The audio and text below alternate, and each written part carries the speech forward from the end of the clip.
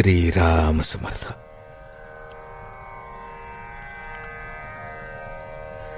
संत सांगतील तसे वागावे.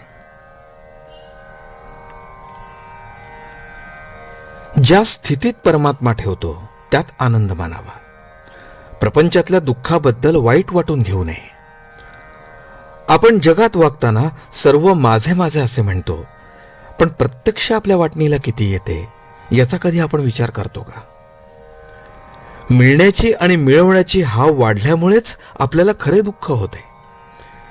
ही हाव नाहीशी व्हायला भगवंताच्या स्मरणात राहणे हा एकच उपाय आहे. मी भगवंताचा आहे ही जाणीव ठेवून वागावे.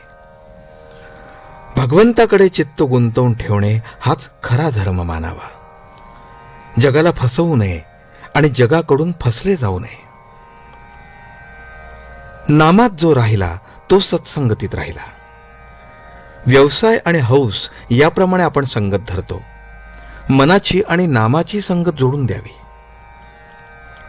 मालकाच्या बरोबर असलेला कुत्रा ज्याप्रमाणे धीट होऊन दुसऱ्यावर भुंकतो त्याप्रमाणे आपण भगवंताच्या आधाराने राहावे. भुंकू मात्र नये. नेहमी लीनता ठेवावी. मी साधन करतो हे विसरून जावे. त्याबद्दल अभिमान धरणे म्हणजे साधनाला कमीपणाच आणणे आहे. आपल्या कामात लक्ष ठेवून सर्वांशी प्रेमाने वागावे. स्त्री धीराचा किंवा सासू सासऱ्यांचा मान ठेवते ते नवऱ्याला खुश करण्याकरता.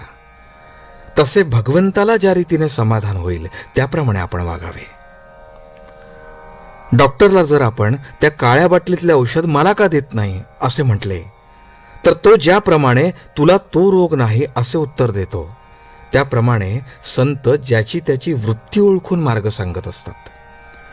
याकरताच संतांची संगत धरून ते सांगतील तसे वागावे.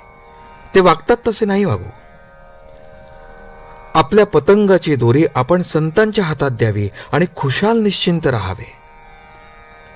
आपण गुरुने सांगितलेले साधन करीत जावे. म्हणजे साधनात पुढे वाट दाखवायला तो उभाच असतो. जिथे दोन वाटा फुटतात तिथपर्यंत या, म्हणजे तिथे गुरु उभाच आहे. पण उगीच काही न करता पुढे काय आहे हे विचारण्याने काय होणार? संतांनाच वेदांचा खरा अर्थ कळला. त्यांचे केवढे उपकार सांगावेत की त्यांनी तो अर्थ आपल्याला सांगितला. म्हणून आपण वेद वाचण्याचे कारण नाही. आपण फक्त संत आपल्याला सांगतील त्याप्रमाणे वागावे. त्यात आपलेच घुसडू नये. आपले काम खात्रीने झालेच पाहिजे. पाणी गोठून बर्फ बनते.